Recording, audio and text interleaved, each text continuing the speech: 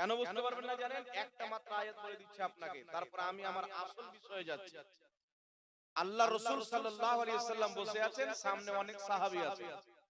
নবী আমার সাহাবীকে শিখাচ্ছেন, সাহাবা শিখছেন, প্রশ্ন করছেন। একজন সাহাবী যিনি কানে কম শুনতে পেতেন, আর যে কানে কম শুনে একটু বলে বেশি জোরে, কি বলেন? তো ওই সাহাবীর ভালো কথা, সাহাবী নবীর দরবারে কথা বলবেন, খারাপ হতে পারে? আমরা তো ধারণাও করতে পারি না যে খারাপ কথা বলবে। সাহাবায়ে কেরাম নবী মুস্তাফার সামনে দুই হাতে জড়ো করে এইভাবে নবীর চেহারার দিকে তাকাতেই পারতেন না।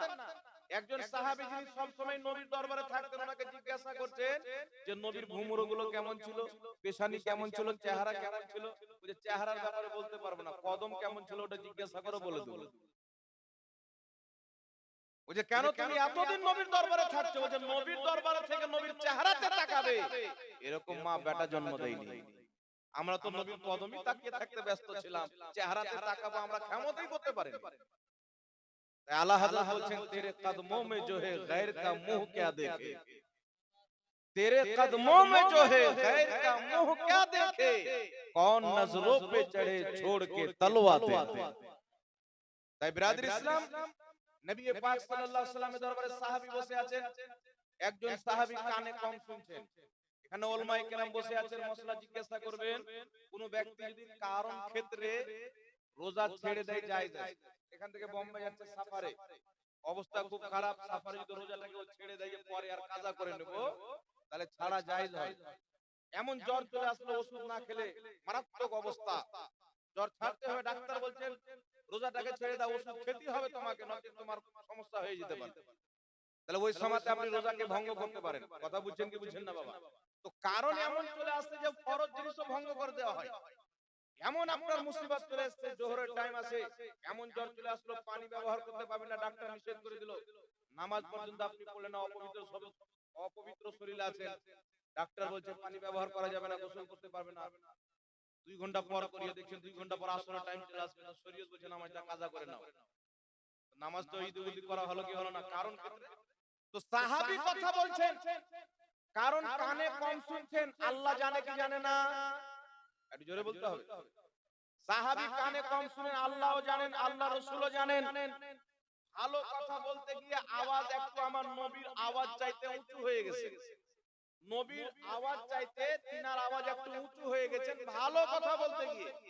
আল্লাহ বলেন ইয়া আইয়ুহাল্লাযীনা আমানু লা তারফাউ আসওয়াতাকুম ফাওকা সাওতিন নবী ওয়ালা তাজহারু লাহু বিল কওলি কাজহরি বাদিকুম লিবাদিন আন তাহবাতা আমালুকুম ওয়া আনতুম লা তাশউরুন। আল্লাহ বলেন হে ঈমানদার, আমার নবীর দরবারে তোমাদের আওয়াজকে নিচে রাখো, যেন তোমাদের আওয়াজ আমার নবীর আওয়াজ চাইতে উঁচু না হয়।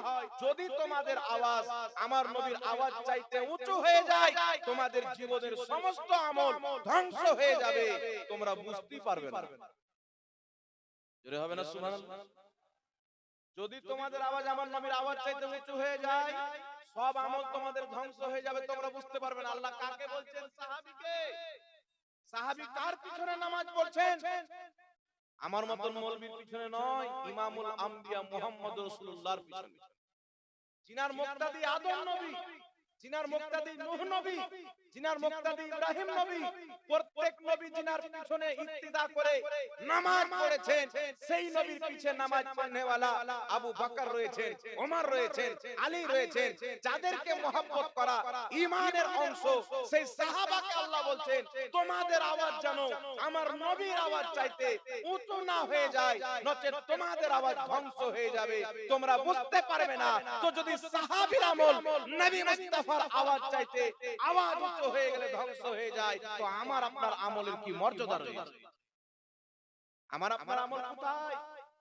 যাদের নামাজের গ্যারান্টি জামিন আমার নবী মুস্তাফা, আবু বকর সিদ্দিকের নামাজ কবুল, ওমর ফারুকের নামাজ কবুল, হযরতে হাসানের নামাজ কবুল, এটা তো সবাই জানেন। সাহাবায়ে কেরামের নামাজকে আল্লাহ কবুল করেছেন, তাদের ব্যাপারে এই কথা। আজকের মৌলবি যার নামাজের শুদ্ধতার কোনো গ্যারান্টি নাই, যার পবিত্রতার গ্যারান্টি নাই, ওই মৌলবি যদি বলে নবী এক দিন কাকে বলে জানতেন না, ওকে আল্লাহ ছেড়ে দিবেন। জি, যে আবু বকর সিদ্দিক নবী মুস্তাফার মহব্বতে মক্কা থেকে রাত্রি অন্ধকারে বেরিয়ে মদিনা পর্যন্ত গিয়েছে। একটা গারে হীরাতে ফুটো বড় বড় ফুটো আছে, তিনি কাপড় ভরে ভরে বন্ধ করলেন, একটা জায়গার কাপড় নাই, পায়ের এড়ি দিয়ে বসলেন। সাপ চাটছে, আবু বকর পাও সরাবে, আমি নবী মুস্তাফার দিদার করব। 400 বছর থেকে সাপ অপেক্ষা করছেন। আবু বকর সিদ্দিক বলছেন, আমি ডংশন হয়ে যাওয়া পছন্দ করি, আমার নবী মুস্তাফার আরামে ডিস্টার্ব দাও আমি পছন্দ করি না।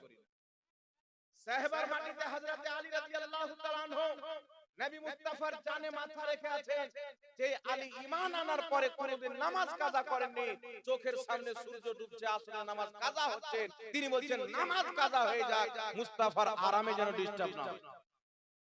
এই সাহাবী যাদেরকে আল্লাহ জান্নাতের সার্টিফিকেট দিয়েছে, নবী বলছেন উমর তুমি জান্নাতি, আবু বকর তুমি জান্নাতি, উমর তুমি জান্নাতি, আলী তুমি জান্নাতি। এই রকম সাহাবীকে আল্লাহ বলছেন আমার নবীর আওয়াজ চাইতে যদি আওয়াজ উঁচু হয়ে যায় তোমাদের আমল ধ্বংস হয়ে যাবে। ভালো কথা বলতে গিয়ে এখন কাঠমোল্লা বলছেন নবী আমাদের ভাই, নবী লিখতে জানতো না, পড়তে জানতো না, নবী মুখ দিয়ে দুর্গন্ধ বের হতো, নবী নিজেই ফেল ফেল করে তাকিয়ে থাকবে আমার নেকির পাল্লা ভারী হচ্ছে না গুনহার পাল্লা ভারী হচ্ছে। এরা সব হচ্ছে আবু জেহেলের সন্তান। আবু জেহেল কিয়ামতের টেনশন করবে যে আল্লাহ আমি তো আবু জেহেল ছিলাম, আমারও বড় বাপ দাড়িওয়ালা শয়তান, ও টেনশনে পড়বে। তাই বিরাদর ইসলাম, কওরির জুব্বা দেখে, কওরির পাগড়ি দেখে, আর কওরির পায়জামা দেখে, আর কওরির কোরআন পড়া স্ট্যাটাসকে দেখে নিজের ঈমানকে বিক্রি করা যাবে না। কারণ যার অন্তরে নবীর মহব্বত নাই, যতই কোরআন পড়ুক তার ঈমান নাই। এই বিশ্বাস, এই আকীদা আপনাকে রাখতে হবে, নাহলে আপনার সব বরবাদ হয়ে যাবে। এবার চলে আসেন বিরাদর ইসলাম, বলার উদ্দেশ্য হচ্ছে ঈমান নিয়ে এসেছো, ঈমান নিয়ে যেতে হবে। মুসলমান হয়ে এসেছো, মুসলমান হয়ে মরো, এটা কে চাচ্ছে? আল্লাহ চাচ্ছেন। জোরে বলেন কে চাচ্ছেন? তো আল্লাহ দুটো জিনিস তৈরি করেছেন, একটা হায়া